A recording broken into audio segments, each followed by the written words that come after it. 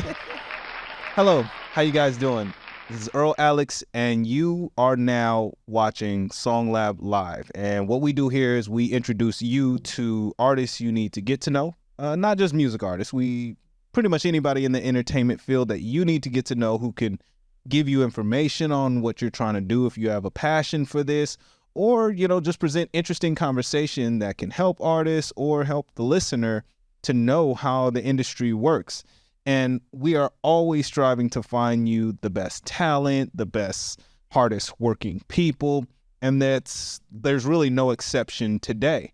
And so what I'm going to do is I'm going to shift this over to the other side of the table so that they can introduce themselves. I know you see them, but you need to meet them. So I'm going to let her introduce herself, and then we're going to jump into a conversation about music and collaboration. You know how we do. So who do I have with me here today? Hello, my name is Chelle. Some people know me as Chelle, but really doesn't matter however you want to call me.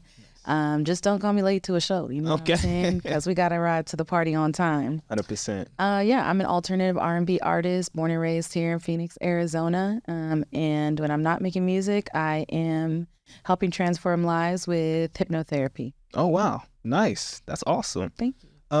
Can you also give people your social media handles and how they can find your music? Yes. All platforms musically, you can look me up under Chelle, Chellenae. As far as social media, I really only use Instagram. I do have a Facebook under Chelle. But if you want to connect with me, it's Instagram, Chelle Music Official. Awesome. So, all right, we're going to jump into the conversation, talk all about how you got into music. But you also mentioned hypnotherapy, which is cool. That's something different. What came first? Music. All right. So how did you get going with music? Just give us your beginnings, how you got started, what influenced you, and then how has it been pursuing that as an actual passion, career, something that you're doing as an artist? Yeah. So I would say my beginnings would start from like my family. I grew up in a very musical family. All of my relatives either play an instrument, sing, rap, or produce music. So I had a lot of opportunity to be inspired, specifically like inside my own house. So my mom and my grandma, my aunt, who's Jasmine, J. Cole. So they all used to sing in like choirs at church and stuff like that. And when I was growing up, I used to watch them sing. And when it was time for me to sing, I sang, and I haven't stopped singing since then. So yeah, I actually started writing music when I was a little girl. And just in general, I just have always had a passion for being an artist and being creative.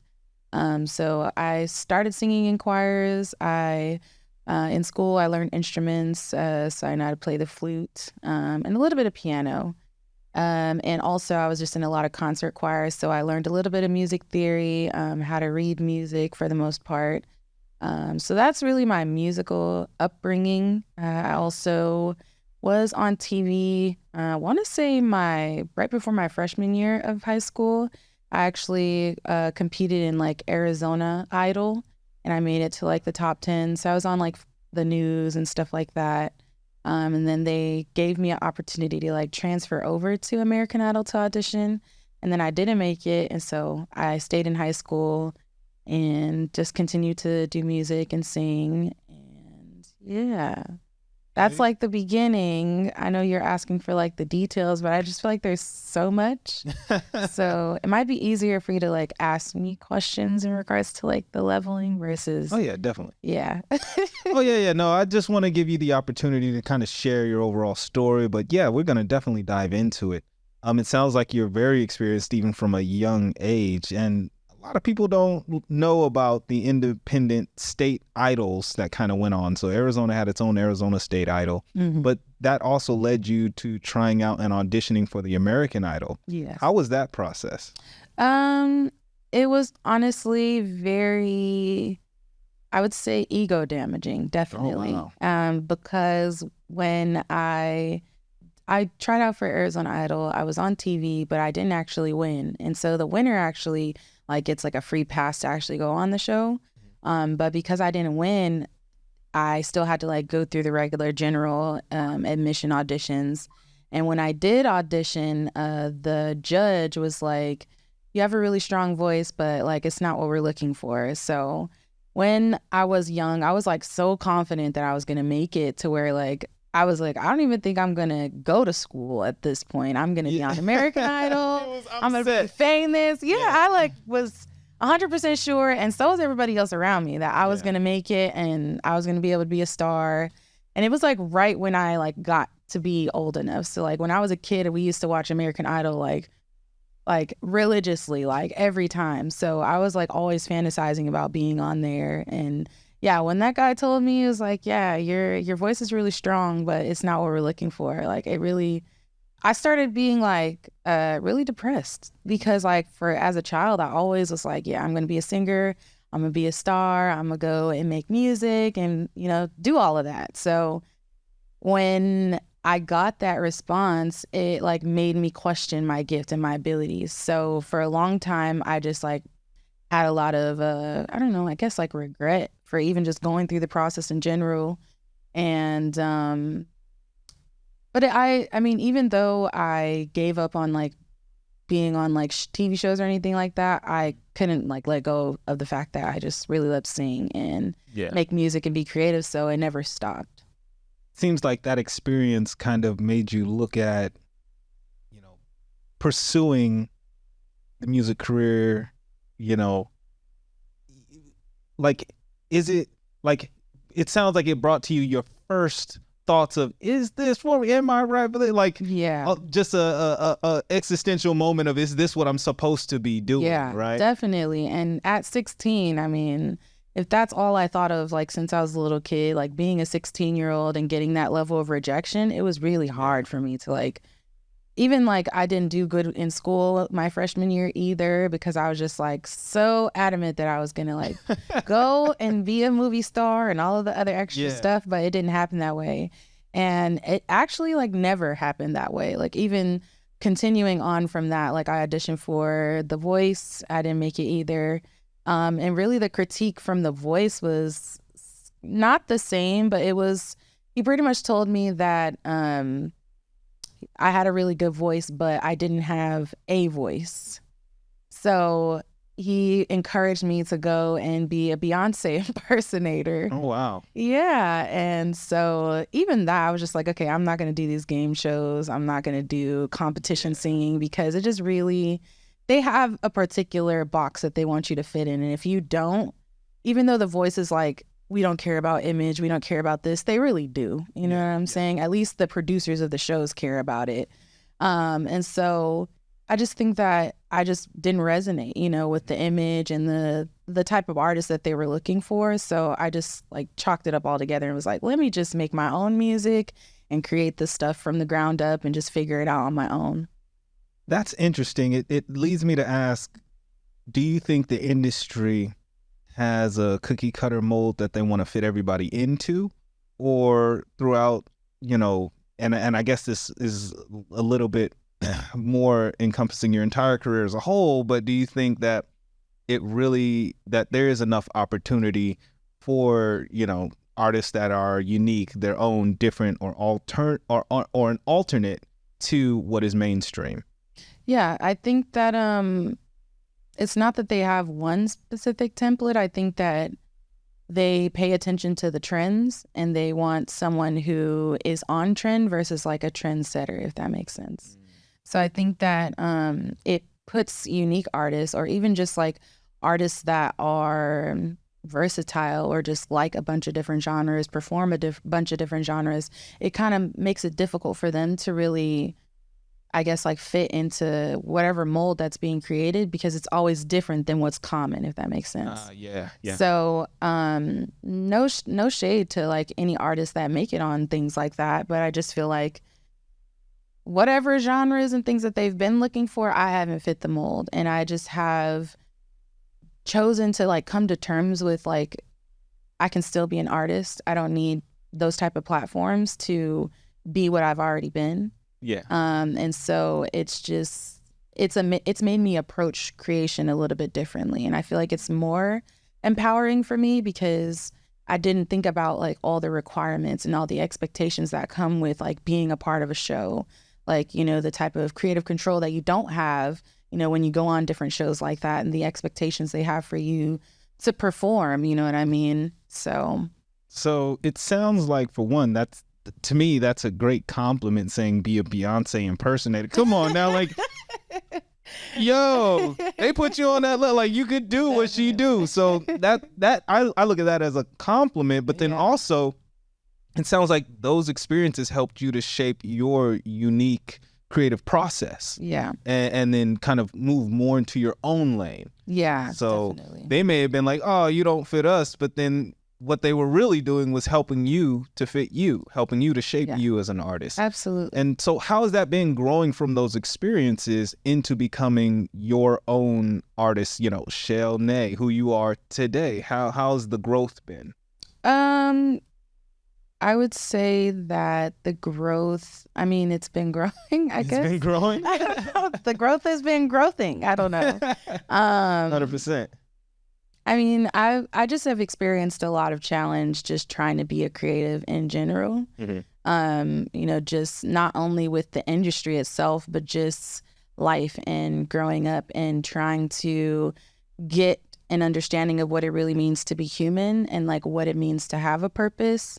Yeah. And I think that if I would have gotten the opportunities, and I kind of talk about this on my album, like if I wouldn't have gotten all the rejection that I did, I wouldn't have been able to see like the full spectrum of my creativity. And not only that, but the full spectrum of my voice and being able to utilize it not only to create, but, you know, to guide people into their own healing and transformation, which wasn't the focus, you know, at 16, obviously. You know, I didn't have an understanding of like humanity, you know what I mean? I only had what I could see in the media and what I was absorbing around me about what it means to really use your voice. Yeah. And I think that it allowed me, like you said, the time to really explore the depths of like what I could actually do on my own. It sounds like it was a transformative process for you. Yeah. And then brought in it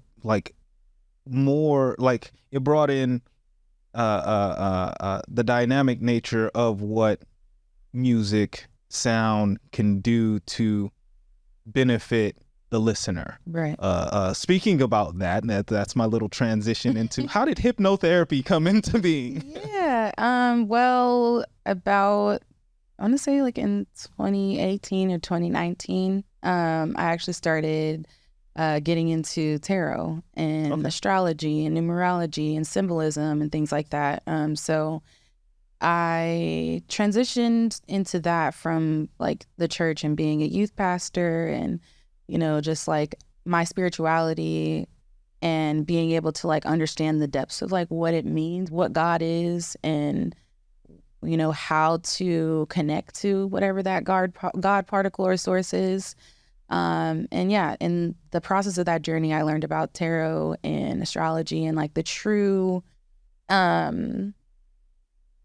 about it. You know what I mean? The truth is that it's just a medium, and really it's about tapping into your intuition, and the symbolism and the shapes and the numerology. It all just helps to pretty much confirm what your intuition is already gathering. So like if we had to translate that in church terms, it would be prophecy. Yeah. You know what I mean? It's just prophesying with cards versus going directly to that person and saying like, oh, I see this in your life, or I feel this about you. You know what I mean? So it just gave me another tool to kind of gain more insight into my intuition and connection to God.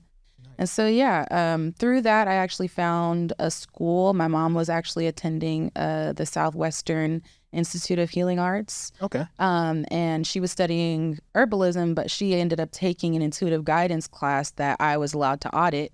And so I audited the class and I got to see the school. And so it really inspired me to go more into like naturopathic healing and wellness and stuff like that. And so, I signed up and I'm studying hypnotherapy, and it's been a really good process. And I already have a lot of clients that I work with that are creative professionals, like musicians. I work with a few dancers. But it's really awesome. I think it's really cool. And I love that because I'm a creative, I'm able to offer creative wellness to other artists and things like that in a way that brings in the understanding of like all that it takes to be a creative person. Yeah. So yeah, it's more like creative hypnotherapy or working with like more artistic people who just have a different outlook and viewpoint on life, but also don't necessarily want to go through like traditional psychology, psychiatry, or talk therapy. So yeah. And when it comes to your music and hypnotherapy, how has your music influenced you there, or has it? Is there a connection? Yes, definitely has influenced it. More so the music that I haven't released, just because I'm actually learning about sound waves and about vocal tonation and how it can pretty much like impact the subconscious to reprogram it in order to shift behaviors into a more positive perspective. So that's kind of what I've been experimenting with in like my new music, is creating music that people can actually listen to, and it will actually shift their perspective, help them shift their behaviors, and actually like help them to overcome different things like trauma, abuse, stuff like that. You know, there was an artist, XXXTentacion, who would talk a lot about frequencies and the music and things such as that. Have you looked into, you know, recording at certain frequency levels and things such as that? Are you kind of into that? Yeah, and even just like having like a deep understanding of EQ.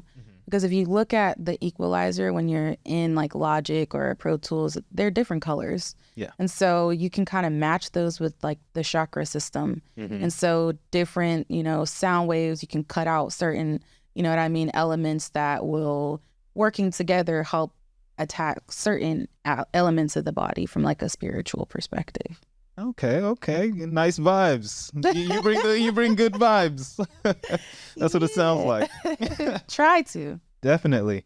So when it comes to, you know, your music career, you've went through a lot of experiences that have shaped you in your music. You're now studying hypnotherapy and adding, you know, a healing element to your music.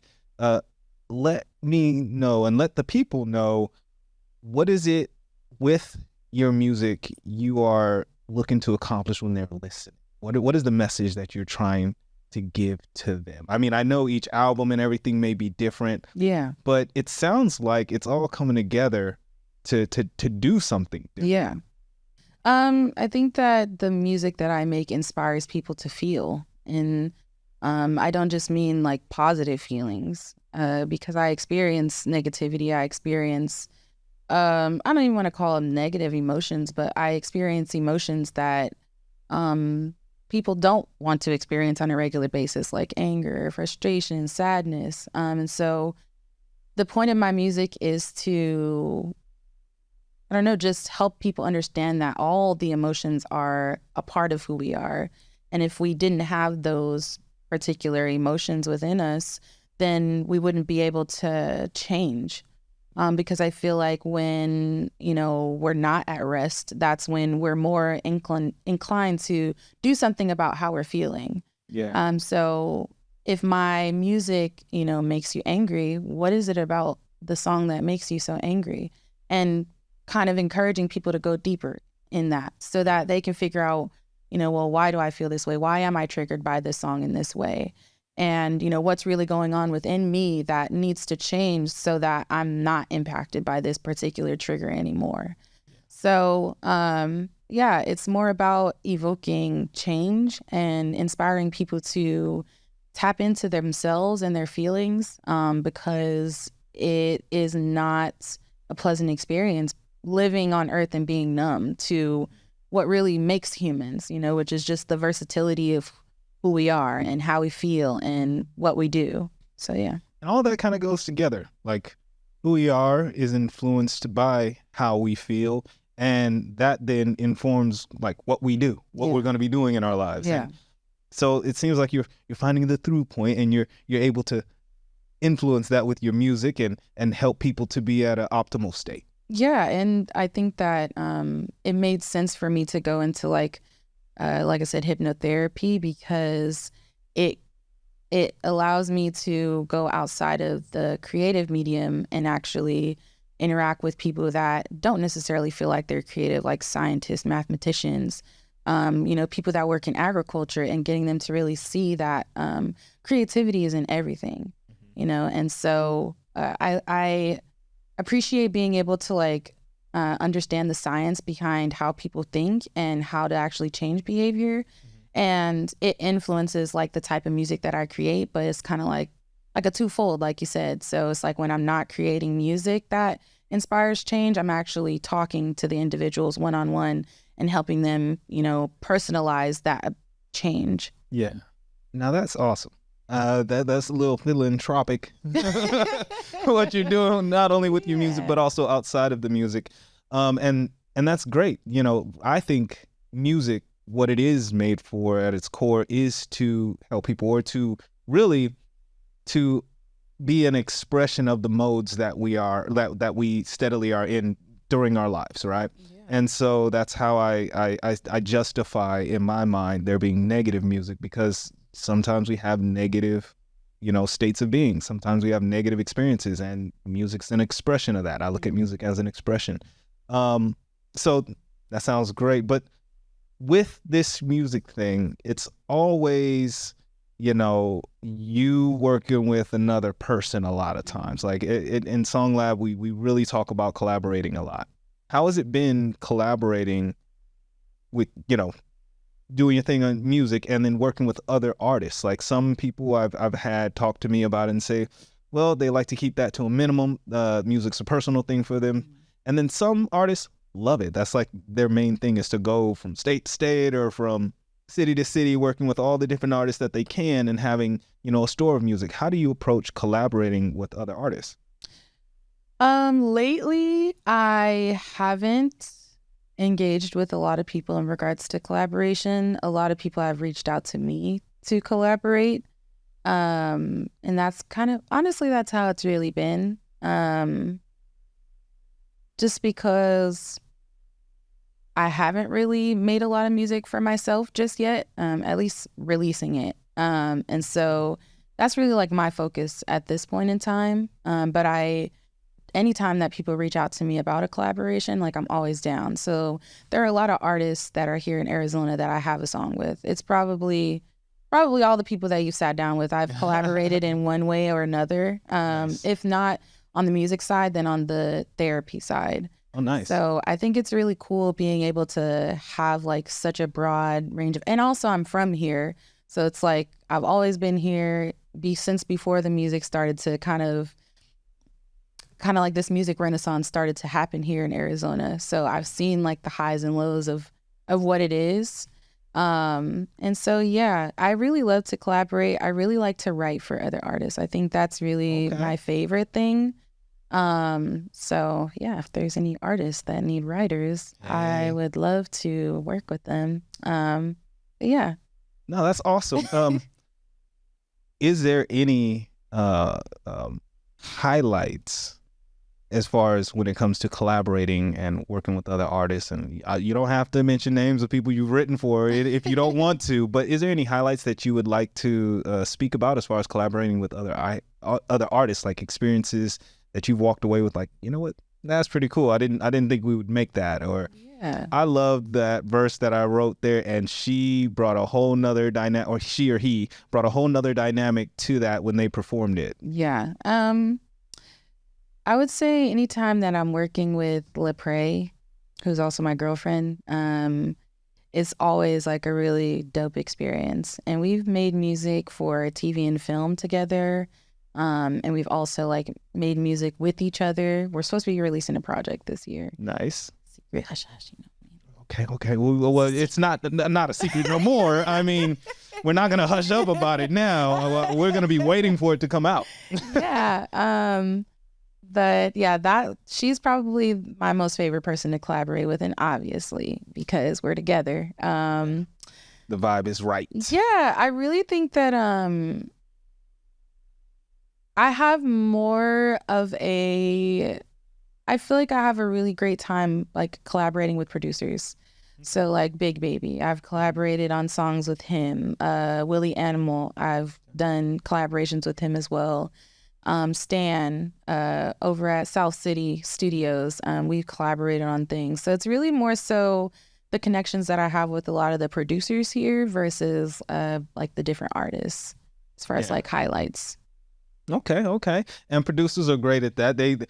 I mean, Big Baby, he is amazing when it comes to collaborating, and he will bring in other artists that can help fill in the gaps. He will bring in musicians that will add to the song, and then by the time you're done, you just have a masterpiece of collaborative, work that I don't know. When I listen to, I'm just like, okay, there's a little church, little hip hop, little bop in there. Yeah, like I didn't even, it slipped my mind, but I actually have a song on IROC's movie, The Unhitched King. Nice. So I have a song with Arvin. It's called Happy, and it's in that scene where they're like going on a date, and like my whole voice is like playing throughout the thing. But yeah, that started as a collaboration with Big Baby, and that was probably like definitely a highlight. I got to go to the movie premiere, and all the stars were there, and yeah, I got to meet IROC for the first time, even though we've like kind of like missed each other in passing because Big Baby works here and I've just always kind of known him for a long time. Yeah.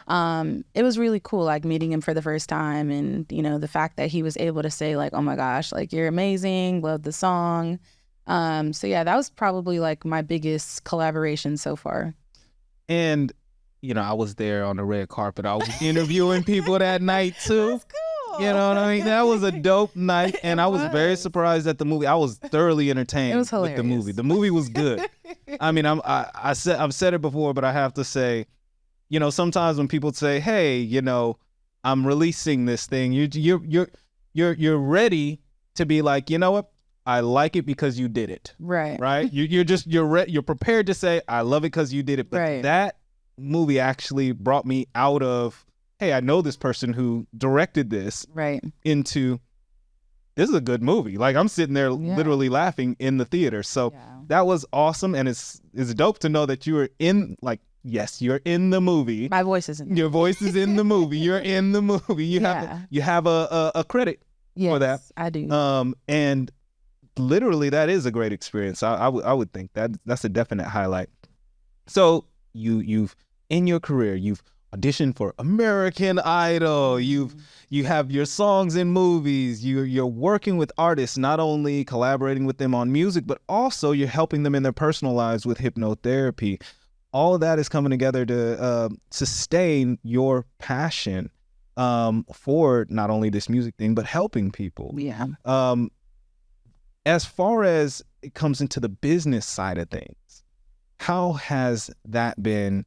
Either on your own or working with other artists, like, organizing out your rollouts for your music, making sure you have all the paperwork in, if anybody has made the beat and all that. Yeah. How has that been kind of getting that together? Because a lot of artists struggle in that area. Yeah. And I've struggled in that area as well. At least when I first started creating music, which I didn't actually start like recording with like producers and things like that until maybe about 2014. So during that time, like I didn't have any idea of how to like produce music. I didn't know anything about like the music business. And so it put me in a very vulnerable position, and I definitely did get taken advantage of, to where I like created a whole project in collaboration with the producer, and the producer ended up selling my music to another artist, like underneath me. And because we were doing it for free, we didn't have any like paperwork down. I didn't have an understanding of like my own intellectual property. And so, yeah, that was like a frustrating experience for me, but it definitely inspired me to learn more about like getting your BMI and, connecting with the music licensing, companies and stuff like that. So I think that nowadays, though, it's so easy to learn because YouTube has like so many videos of how to make sure that you can do it right. So it's like artists, I feel like nowadays don't really have an excuse to not understand it, because there's like things where it's like breaking it down into layman's terms. But it's really, I think it really doesn't matter if you're not interested in controlling your property. You know what I mean? Okay. I think that if you're just interested in being an artist, then it makes sense to find a team that you trust to make sure that they handle all the legalities of the situation. But there's always running the risk of, you know, being exposed to people taking advantage of you, or, you know, taking a certain percentage that they don't own of the music and things like that. So even though it's a challenging experience, like having to get all your music registered and making sure that everything is copywritten, you know, having your LLCs, it's really like a short-term pain for like long-term stability for yourself. So I think it's really important if you're wanting to create a career out of it versus like being an artist is a little bit different. Then it's crucial for you to learn all of that stuff. Yeah, I would say anybody can create, but not everybody can make it a career. Right. And it looks like you've been doing that. Yes, trying to at least. Yeah, definitely. Well, what, if you don't mind me asking, what advice would you give artists that are in the position of, like, say, you know, they're recording, they're making some music now, but then they're like, look, I want to get serious with this thing. What's a good step, or what's some advice that you would give them? I would say, I mean, I don't even really know. I don't think I ever really looked back and like thought about, okay, here is all the steps that it took for me to get here. It's kind of like, as you went, you're like, oh, I need this. And then you kind of it was like, as I ran into challenges, it helped me to grow. So I would say, like, grow through the challenges and understand that, like, you're going to experience challenge for the rest of your career if you want to be an artist. And like, rather than taking that challenge as like a sign that you shouldn't keep going, take it as a sign that, you know, you're expanding, you know, because as you grow in consciousness, you also grow in, you know what I mean, monetization, because the more you know, the more you can help other people. Yeah. So like understanding that, again, it's a journey, it's a process, and nobody has it figured out. Even the leading industry professionals don't have it sorted out. It's like happy accidents, really. I feel like. So just like keep going and don't give up. And when you run into a challenge, see it as like a learning lesson versus like a reason to throw everything away. You know what, that sounds like your story too, because like you were saying, when you were 16, you were met with adversity. Yeah. And then again at American Idol. And then you're like, okay, well, I need to do me.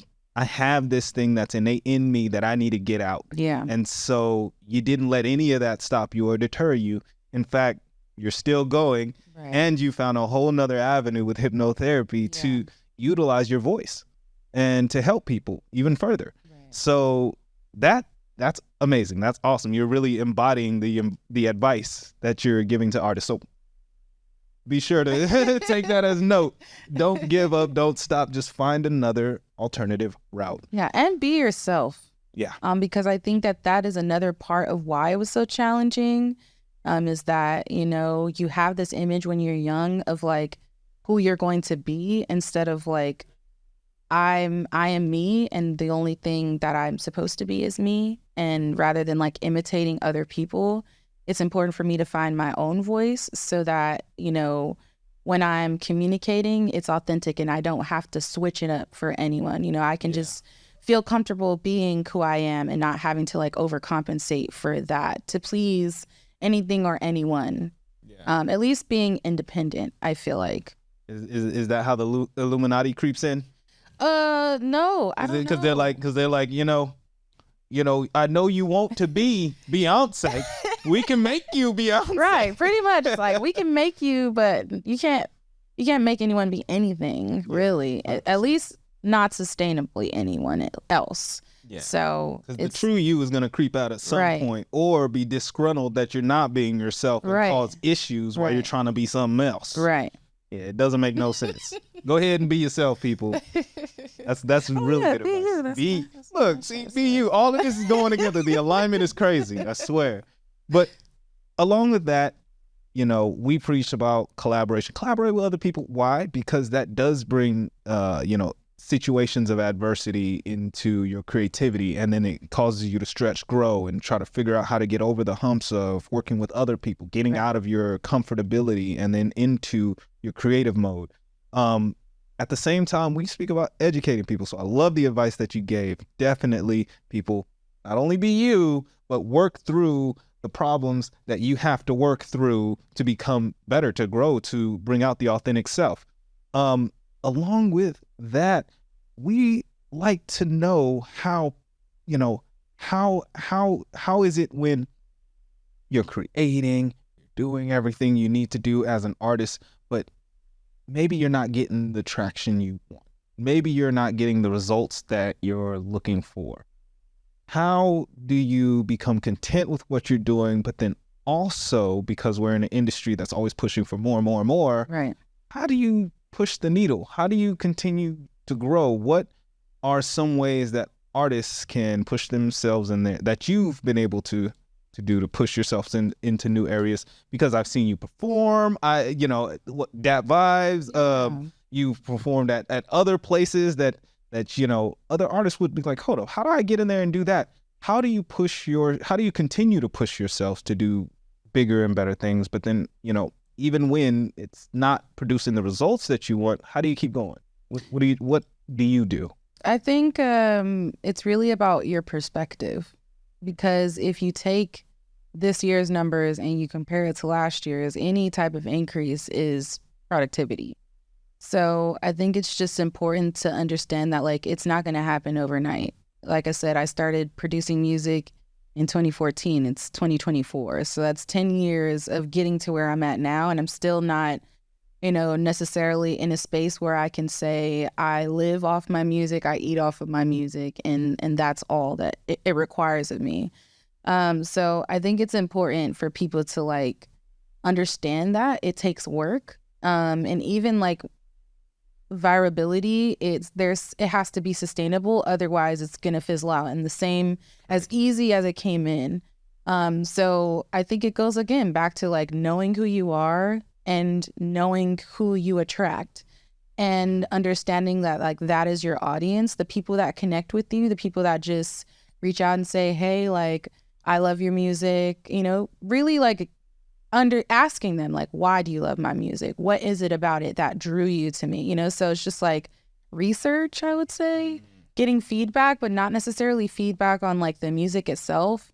At least for me, I don't prefer to get critiqued on my music, because at the end of the day, it's not going to stop me from making music that I like. Yeah. So it's more so about okay, what specific ones that I'm already creating work well with this particular audience, and then understanding that you can have multiple audiences at one time. It doesn't all have to be streamlined towards one particular area, especially if you're multifaceted.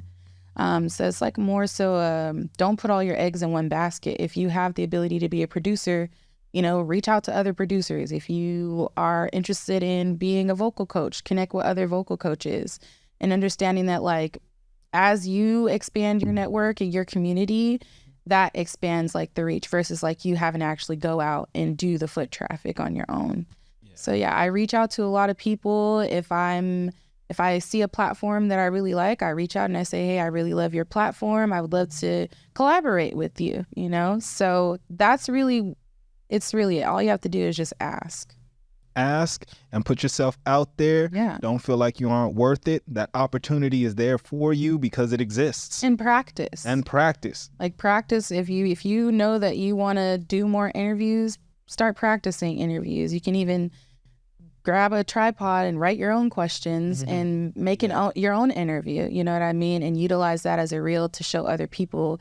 They don't have to know that it's you that created the questions. You know what I'm saying? Yeah. So it's really about thinking outside the box and sharing all that you are, so that it gives other people the room to say oh, okay, maybe I'm not interested in the music. However, she's a hypnotherapist, so I'm catch up with you on hypnotherapy. But then now I want to listen to the music. Now I like the music, and now I have a hypnotherapy client and somebody who loves my music as well. It's not being afraid to shine and just be everything that you're meant to be in this lifetime, and trying new things, because you never know like what type of doors that opens to you being able to, you know, take the same intention that you have for your purpose and like repurpose it for an entirely new audience. If people listen to your music, will they be hypnotized? No. No. Are they going to be doing things that they didn't expect to do? No. Go ahead and give people the disclaimer. That's not how it works. Hypnotherapy is really just a guided imagery. And so instead of coaching the conscious mind, which is what talk therapy and counseling does, we actually connect with the subconscious mind, which is where the emotion is stored behind certain behavioral changes that need to happen in order for people to like experience the life that they want to experience. But at the end of the day, all hypnosis is self-hypnosis, and you have to be willing to open yourself to the change. Like no one can I can't go to you and be like, oh, cluck like a chicken, unless you're willingly participating in that. So that's more so like stage hypnotism. Mm-hmm. But what hypnotherapy actually does is like say, hey, you know, what are things that you're struggling with right now? Now let's take the time through guided imagery for you to go all the way back to the beginning of your memory, to the first time you experienced that. And now let's rephrase it, repurpose it, reimagine it so that it's not as damaging to your ability to be productive in the present. So like, you know, somebody wants to stop smoking. We take them back to the first time that they ever smoked.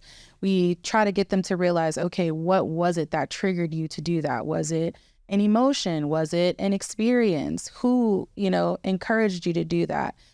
So that way people have an understanding of how it got to this point and like what needs to be addressed, like on a non-physical level, on a subconscious level, that could inspire them to like make a different choice the next time they're presented with that cigarette or something like that.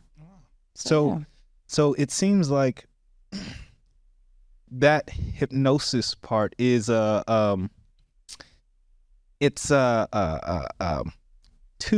have to play that game. Like yes, yeah, like it's a collaboration. Yeah, it's a collaboration. 100%. So that's pretty cool. That's awesome. Yeah. Can I get what you are doing currently in music? What do you have out? What should people be on the lookout for right now? Yeah, so I did just release my debut album, Clouded Sulfur, on January 1st of this year. Let people know. Yeah, the album is self-produced. So I produced every single beat. I wrote all the lyrics. I performed everything. There's no features. It was mixed and mastered by South City Studios. And yeah, I'm really proud of that project because, again, it's my first project and I did it all myself. And then as far as like performances coming up pretty soon, well, this Sunday I'm going to be at Lush. Okay. Which is a new restaurant that just opened up. So I'll be performing there this Sunday. I see you. I'm actually going to Lush this Sunday to interview the owners. Yeah, well, I believe it's at nighttime that I'm going to be doing it. I'll be there by 5:30. Yeah, so that's a collaboration with T Wheaton Productions and Dat Vibe and stuff like that. So that's what I'm doing this Sunday. Next Thursday is the very first day of my own event that I'm going to be hosting called Open Sessions. Okay.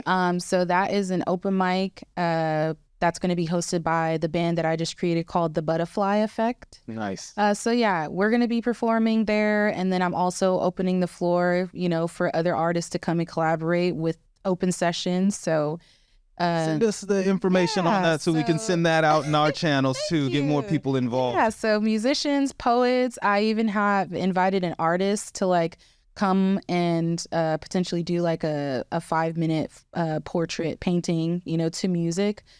So definitely if you have an idea that could be turned into a performance, but you just maybe need like help, I can definitely help with that as well.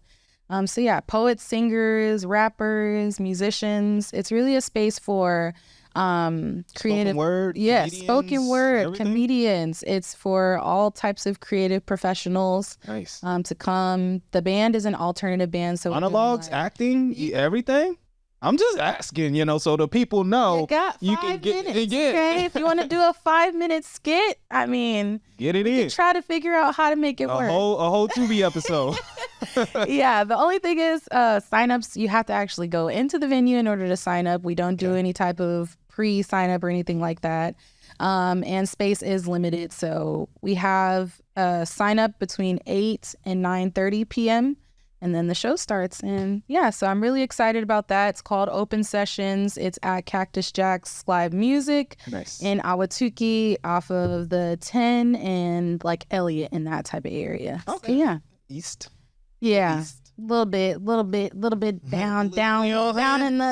boondocks a little bit. In the docks and you might need a boat. No, I'm joking. Hey, honestly, the 10 will take you right to it. It sounds like. So be sure to pop out Open Sessions. It's open for you to be entertained and enjoy something that you might not have expected, but it's creativity, at its rawest form.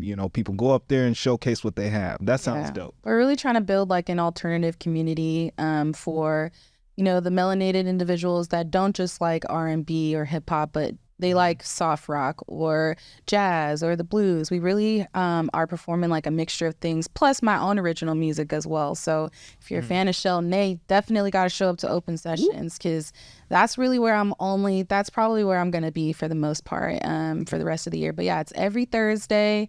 Entry's only $5. Nice. So look, still, it's affordable and $5 for a whole experience. And you get to connect with other artists in the community. Like, nice networking event as well. $5 could change your whole life. You know what I'm saying? Yeah. For real though, it really can. Honestly, in this entertainment, but in life in general, networking can change your life. It can. You can meet someone tomorrow that will change your today. Meet someone today that will change your tomorrow is probably how I should have said it. We got it. Yeah, okay. Well, glad that you guys got it. I didn't get it. Outside of that, what you have coming up? That is the only thing that I have coming up. Working on another album? The Water Lantern Festival in April. Oh, okay. Yeah, that's a big festival that I'll be doing. Also, the Black Girl, Brown Girl Collective is doing a festival next Saturday. I'll be there as well. I like the sound of that. Yeah. Okay, you're going to have to just send us everything. Just send us everything. Definitely. I'm always like, people are always asking me to go places, and I'm willing to go. I really would love to like go on a tour this year, like outside of Arizona, just because like I feel like I've done my due diligence in creating like spaces here and performing and things like that. So I'd really like to expand and really connect with like other areas of the United States and beyond that, to collaborate with other people outside. Let me get your top 5 list of songs that you've made. That I've made? Yes. What are your top 5 favorite songs that you've made? I want to know. 5, 4, 3, 2, 1. Okay. I will just name 5. Yeah, name 5. Okay. That people should be on the lookout for. Yes. You're like, ooh, I just love them. So I know you're gonna have an experience. Yes. Go ahead. I'm gonna have to shout out The Cure, because that is actually the very first song that like was my favorite song. That has been out since 2019. But yeah, The Cure is definitely one of them.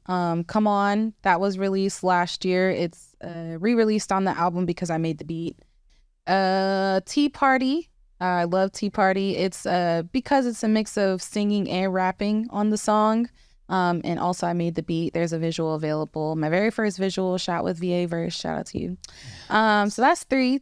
Fallen Alien is track number 2 on my Clouded Sulfur album. That's one of my favorites. I just like the name of that. That's like Fallen Angel with Fallen Alien. I like that. That's pretty much the concept that I went with. Love that. Because I feel like I'm an alien to this whole life. Right. Yeah, that's pretty much what the song is about. So, nice. And then number 5, that's so hard. Yeah, I don't know. The 5th song. Which one will make you cry? What song you have that will make you cry? A song that would make me cry, or that has made an entire audience cry, is Worlds Collide. And that's on my album that I just released as well, on January 1st. Clouded Sulfur. Oh, God. Available on all platforms. 22 songs. Self-produced. Clouded Sulfur. Right. That's potent. That's awesome. So you have an album just released in January that people can cop now. Can you say the name of that again and where? Clouded Sulfur, yeah, right? Clouded Sulfur. And then how can they find that again? Yeah. Like it's everywhere? Sulfur, it's everywhere. It's even on YouTube. Even on YouTube. All right, people. So you have no excuse. Go check it out. And make sure that you're supporting Chelle and what she's doing. She's also has a show coming up this Sunday. Yes. This Sunday with Dat Vibes, but at Lush Cafe and Lounge, Yes. which has just opened their doors. And then you have an upcoming show that you're going to be doing every Thursday. Yes. Open Sessions. Yes. People need to tap in with that.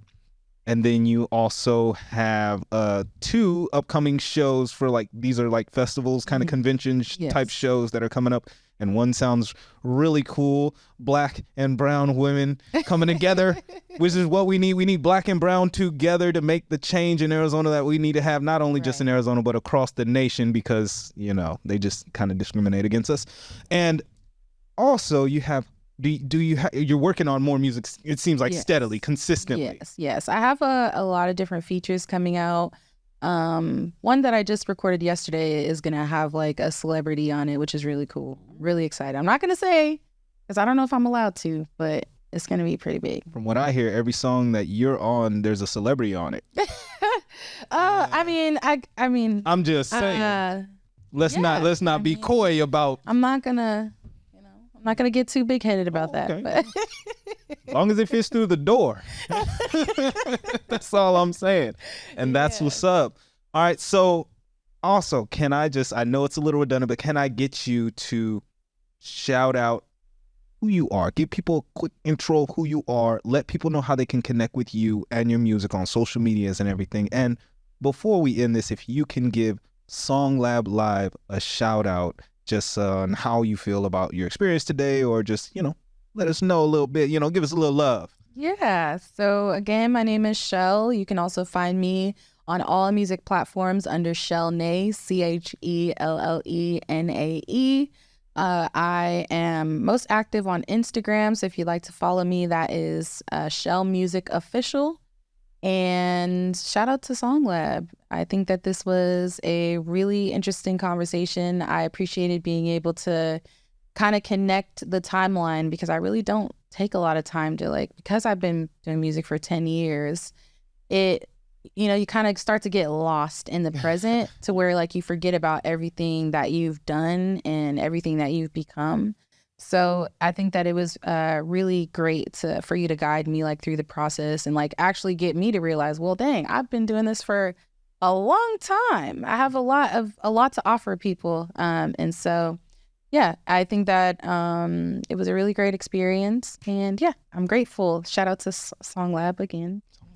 Yeah. Thank you very much. Actually, I'm appreciative of you coming into studio, sitting with me, talking with me, sharing your experience and advice to the listeners who need to follow what she was saying. A lot of good gems were dropped, and look forward to helping you gain more awareness for what you are doing in the future. So thank you very much for joining us today, and thank you very much for watching, tuning in, listening, however you came to find SongLab Live. Look, I was gonna mess it up.